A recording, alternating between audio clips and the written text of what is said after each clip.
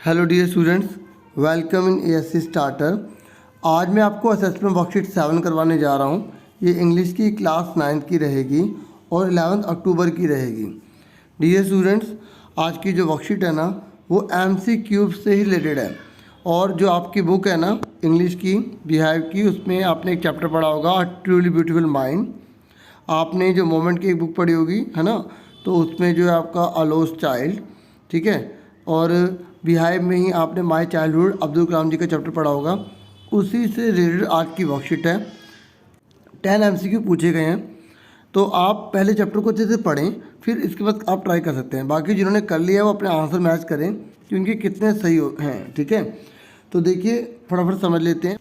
अच्छा, पहला है dear students, Albert's work on general theory of relativity was proclaimed by the newspaper as. ये कह रहे जो एल्बर्ट था ना, एल्बर्ट आइंस्टाइन, उन्होंने जो अपनी जनरल थ्योरी रिलेटिविटी की जो प्रोवाइड करी थी ना, तो उसे न्यूज़पेपर ने जो है ना वो क्या प्रोक्लेम किया।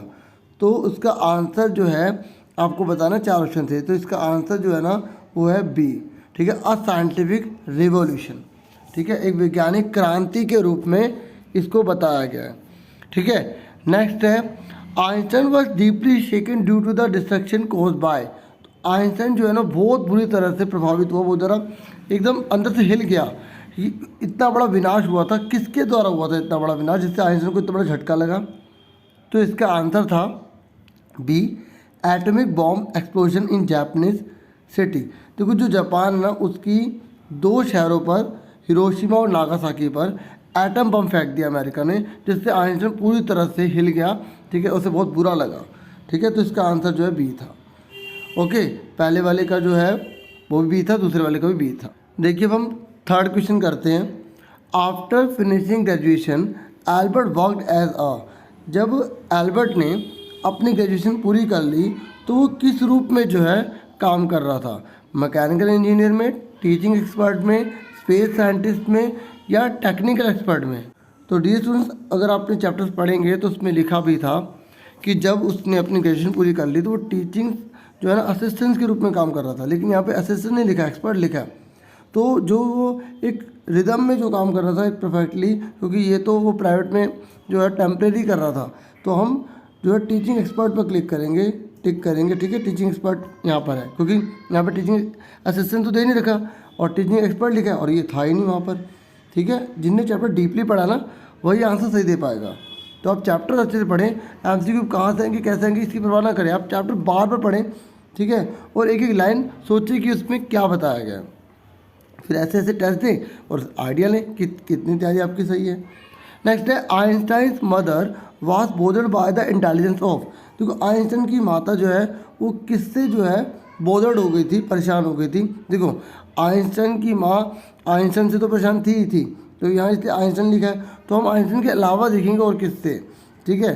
तो वो जिससे उसकी शादी होनी चाह रही थी ना, मेलिवा, तो उससे वो जो है बोदर्ड हो गई थी। क्योंकि जो लाइन है ना, ठीक है, जो लाइन है ये जो बोदर्ड वाली है, ये आइंस्टाइन की माँ ने इसके लिए यूज़ किया, मेलिवा के लिए। हम देखेंगे आल्सो लिखा है उसमें। एक बात ये भी ध्यान रखना, आल्सो लिखा है बुक के अंदर, जब आप देखेंगे तो बुक में आल्सो लिखा है। और अगर एग्जाम में बहुत लिखा होता तो मेलिवा आइंस्टाइन दोनों पे हम टिक करते हैं, सी ऑप्शन में जैसे बहुत लिखा हो तो सी पे टिक करते हैं। लेकिन यहाँ पर केवल एक एक है तो हम यहाँ पर मेलिवा को ही करेंगे, ठीक है, याद रखना। नेक्स्ट है 5वां, at what point in the fair did the child lose his parents. ये लॉस्ट चाइल्ड है ना आपका, ठीक है, मोमेंट की जो बुक है उसमें पहला लेसन, तो उसमें बोला गया कि what point in the fair did the child lose his parents. बताओ वो कौन सा पॉइंट था जब बच्चे ने अपने माता पिता को खो दिया। तो वो राउंड अबाउट था, है ना। अगर आपने अच्छे से पढ़ा होगा चैप्टर तो राउंड अबाउट में उसने अपने बच्चे ने अपनी माता पिता को खो दिया था। स्वीट मून शॉप पे नहीं खोया था, बैलून सेलन जहाँ बैलून बेचने वाला था वहाँ नहीं खोया था, ठीक है, और फ्लावर शॉप पे नहीं खोया था। तो इसका आंसर क्या है, डी, ठीक है, 5वें का डी। नेक्स्ट कह रहा है, what did the child want to have at the flower shop. जो फ्लावर शॉप है ना उसमें बच्चा क्या चाहता था, आप सबको पता है अगर आपने पढ़ा है, अ गार्लैंड ऑफ गुलमोहर, ठीक है, गुलमोहर की माला चाहता था। यहाँ लिखा हुआ है गार्लैंड ऑफ रोजेस, रोजेस नहीं चाहता था वो। अ गार्लैंड ऑफ वॉयलेट्स, वॉयलेट्स की जो माला है उसकी नहीं चाहता था, बैंगनी जो भी होगा। अ गार्लैंड ऑफ लिलीज, लिलीज की जो है वो भी माला नहीं चाहता था वो चाहता था गुलमोहर की माला। ठीक है, तो इसका आंसर सी है छठे का। नेक्स्ट है how did the flooring mustard field look. ये जो फ्लोरिंग जो मस्टर्ड फील्ड है ना, अगर आपने चैप्टर पढ़ा होगा तो उसमें बता रहा है कि जो मस्टर्ड फील्ड है वो किसकी तरह दिखता है, पेल लाइक, मतलब पीला दिखाई देता है, मेल्टिंग गोल्ड, ऐसा लग रहा है कि पीला जो है ना गोल्ड पिघला हुआ है।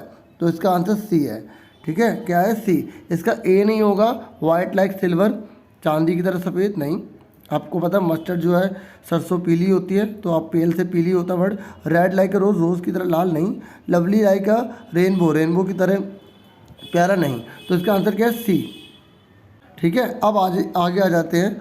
उसके बाद है the name of the marriage site situated in the middle of the pond near to the Abdul house वास।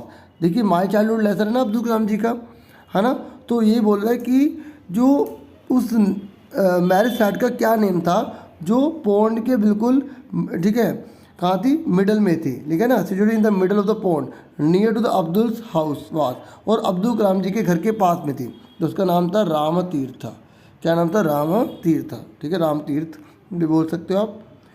ठीक है, तो इसका आंसर क्या है, बी फॉर बॉल वाला, राम तीर्थ। ठीक है, तो कल्याण मंच नहीं था, ठीक है, तीर्थ भारती नहीं था, राम मंदिर नहीं था, राम तीर्थ था। ठीक है, नेक्स्ट है नोवा Abdul fathers believed in. Abdul के जो पिताजी थे वो क्या बिलीव करते थे, किस पर बिलीव करते थे, फ्रीडम ऑफ थॉट पर, मतलब स्वतंत्रता के विचार पर, कास्ट सिस्टम पर, जाति पर, कम्युनल डिफरेंसेस में, मतलब एक समुदाय दूसरे समुदाय से पूरा अलग है, सुपर नेचुरल पावर, मतलब जो जादुई शक्ति होती है उस पर विश्वास करते थे। आप सब जानते हैं बच्चों फ्रीडम ऑफ थॉट पर कि स्वतंत्रता वाले विचार होने चाहिए सबके, है ना।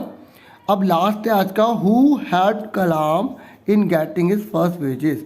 अब्दुल कलाम को जो पहला वेजेस था ना, पहले जैसे पैसे कमाने में किसने मदद करी थी, उसके पड़ोसियों ने करी थी, ठीक है, टीचर्स ने करी थी, माता पिता ने करी थी, या शमसुद्दीन जो उनके कज़न थे उनने करी थी। तो शमसुद्दीन ने करी थी। तो डियर स्टूडेंट, इस तरीके से पूरी असेसमेंट की वर्कशीट हो गई है, और इस वीक केवल 2 ही आएंगी। आप जैसे कि जानते हैं कि आपकी छुट्टियाँ भी हैं।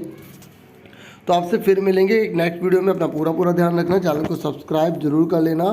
ठीक है, मैंने असेसमेंट 1 से लेकर सारे के सारे असेसमेंट डाले हुए हैं। ठीक है, वर्कशीट तो मैं बहुत ही रेयर बनाता हूँ, लेकिन असेसमेंट सारे के सारे बना रखे हैं। आप चाहे तो सारे देख सकते हैं, चैनल पर जाके प्लेलिस्ट आपको मिल जाएगी।